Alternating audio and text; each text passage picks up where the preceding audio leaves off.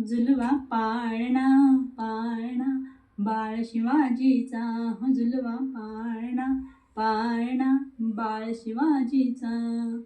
चंद्र जसा हा इंद्र शोभतो पुत्र जिजाऊचा, पुत्र जिजाऊचा. झुलवा पाळणा पाळणा बाळ शिवाजीचा.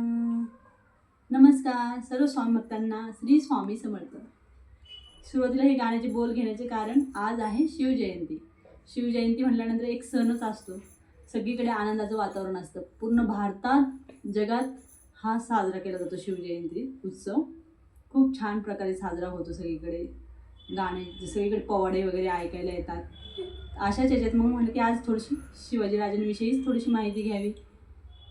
आणि पुत्र जिजाऊचा म्हटल्यानंतर जिजाऊ मातांचंच थोडंसं महत्त्व सांगावं लागेल. कारण की जिजामातांनी जसं घडवलं शिवरायांना, तसं घडवणं आजच्या युगात गरज आहे. कारण की जिजाऊ झाली पाहिजे तेव्हा शिवबा घडतील. प्रत्येक घरात जिजाऊ झाली पाहिजे. कारण की त्यांना संस्कार देण्याचं काम आईकडेच असते.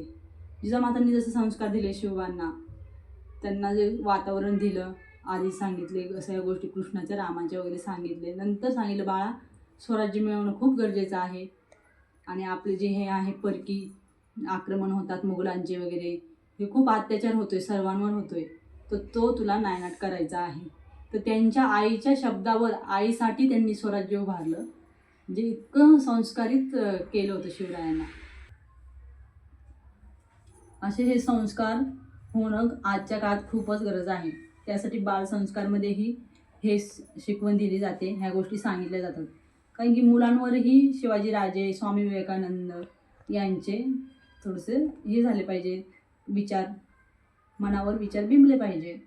तर तसेच मग मी आता जिजाऊंविषयी सांगते की जिजामातांना जेव्हा दिवस गेले होते तर त्यांना सारखे वाटायचे की मला मुलगाच झाला पाहिजे, आणि तो मुलगा हे सगळा अंधकार दूर करेल, सगळीकडे प्रकाश करेल, मुलगाच झाला पाहिजे, हेच त्यांच्या मनी ध्यानी सारखं. ते आईची पूजा करायचे, देवीची, आणि देवीकडे हेच मागायचे, मला मुलगा दे, आणि असा दे मुलगा की तो पूर्ण स्वराज्य उभारेल, म्हणजे पराक्रमी मुलगा पाहिजे. आणि त्यांना डोहाळे कशाचे लागले होते, तर घोड्यावर बसण्याचे, तलवारबाजी करण्याचे, वाघाशी युद्ध करण्याचे, असे त्यांचे डोहाळे होते. जे विशेष आहे का नाही, आपले जे सर्वसाधारण महिला आहेत यांना डोहाळे असतात, चिंच खाण्याचे, वडापाव खाण्याचे, मोबाईल बघण्याचे, टी व्ही बघण्याचे. तसं जिजामातांना हे डोहाळे लागले होते की वाघाशी संघर्ष करायचे. आणि त्या ह्याच्यातच ज्यावेळेस त्यांना पुत्र झाला तर त्या पुत्राला त्यांनी तेच शिकवण दिली की तुला कसं बनायचं आहे पुढं.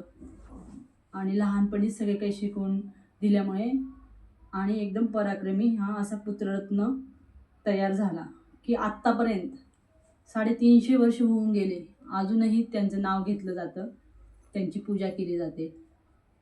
आहे का नाही? 350 वर्षात सगळे काही विसरून जातात. आता तुम्हीच बघा ना, पंजोबांचे वडील, आजोबांचे वडील यांना कोण विचारतही नाही. नंतर ते गेल्यानंतर त्यांनी सगळी प्रॉपर्टी मुलांसाठी केलेली असते, शेती सगळं काही, तरीही त्यांचे काही काहींना तर माहीत नसतं, पंजोबाचं नावही माहीत नाही, पंजोबांचा तर विषयच नाही. तसं आता इतकी अनेक पिढी होऊन गेली तरी शिवरायांचे पूर्ण नाव घेतलं जातं, सगळं काही त्यांचे गुणगान घातलं जातं, प्रतिज्ञा म्हटली जाते, आणि खूप आनंदाने, खूप अभिमान वाटतो शिवरायांबद्दल. आणि आपणच नाही तर मागील पुढच्या देशातही त्यांचं मूर्ती स्थापना केलेली आहे. खूप काही त्यांचे सेलिब्रेशन करतात, शिवजयंती असंच. आणि त्यांचे विचार जे आहेत ते अंगी आणणं खूप गरजेचं आहे आजकालच्या युगात. कारण की आजकाल अनेक अत्याचार होताना दिसतात, मुलींवर जास्त अत्याचार होतात, महिलांवर अत्याचार होतात. आणि शिवरायांनी तर शिकवण दिली होती, परस्त्री प्रमाणेच मानायची, अशी त्यांची शिकवण होती.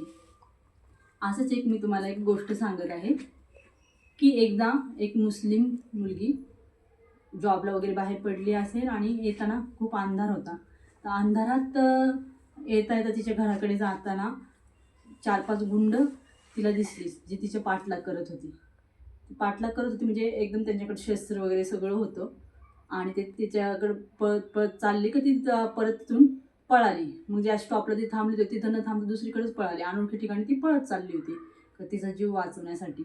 एक तिला उशीर झाला, ह्या गोष्टी जॉबला जात होती तर उशीर झाला, उशिरामुळे गाडी वगैरे मिळणं शक्य नव्हतं. आणि त्या ह्याच्यात अशी गुंड तिच्या मागं लागलेली. तर त्यावेळेस ती पळाली तिला काहीच कळेना, कुठं लपायचं, काय करायचं काहीच कळेना. ती जीव मुठी धरून पळत होती आणि इकडे अशी वस्तीकडे आली आणि घरं दिसले तिला, भरपूर घरं दिसली तिथं. पण ती प्रत्येक घरापाशी कुठं थांबायचं हा तिचा विचारच चालू होता, कसं करायला पाहिजे काय. तर तेवढ्यात ती एका घरापाशी आली.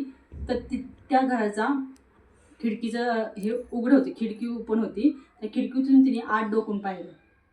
तर आत तिला शिवाजी महाराजांची मूर्ती दिसली. तर तिने लगेचच घाईत त्या दरवाजाला खटकायला सुरुवात केली. खटखट खटखट आवाज केला, कडी वाजवायला सुरुवात केली. तर त्यावेळेस ते दरवाजा ओपन केला. ते एक तरुण होता घरात आणि तो एकटाच तरुण होता. तर तिने बघितलं तर तो तरुण दार उघडल्यानंतर ती म्हणली की दादा, माझ्या मागे खूप गुंड लागलेले आहेत, तर मला वाचवा, मला इथं सहारा द्या थोड्या वेळासाठी. तर मग त्यांनी तरुण म्हणले तुम्ही काही काळजी करू नका ताई. आणि मग थोडा वेळ झाल्यानंतर ते गुंड गेल्यानंतर ज्यावेळेस ते दादा म्हणले की ताई तुम्ही कुठं राहता मला सांगा, मी तुम्हाला सुखरूप तुमच्या घरी पोहोचवतो. पण एक गोष्ट मला विचारायची आहे तुम्हाला की मी इथे एकटा तरुण आहे आणि अनोळखी आहे, तर तुम्ही कुठल्या विश्वासाने दरवाजा वाजवला आणि वाजवला, तर मला बघितल्यानंतरही तुम्ही इथं थांबले. तर तुम्हाला कसं काय वाटलं की तुम्हाला असं वाटलं नाही की ह्याचे पण विचार बदलतील, थोडंसं काहीतरी अन्याय होईल, अत्याचार करेल एक स्त्री बघितल्यानंतर रात्रीच्या वेळेस, कसं काय वाटलं नाही? तर त्यावेळेस त्या स्त्रीने दिलेलं उत्तर असं होतं की म्हणली की मी जेव्हा खिडकीतून डोकवले तर मला तुमच्या भिंतीवर शिवरायांचे फोटो दिसला, तिथे छोटी मूर्तीही दिसली. तर त्यावेळेसच मी पूर्ण विश्वासाने म्हणले की हेच आपल्याला वाचवणारं घर आहे. मग मी घाई न करता पटकन कडी वाजवली आणि तुम्हाला विनंती केली. कारण की मला माहिती आहे की शिवरायांच्या फोटो म्हणजे ज्यांच्या घरात आहे त्यांचे विचार शिवरायांसारखेच असतील, की परस्त्री ही मातेप्रमाणे असते आणि इथेच आपला जीव वाचला जाणार आहे, ही मला गॅरंटी होती.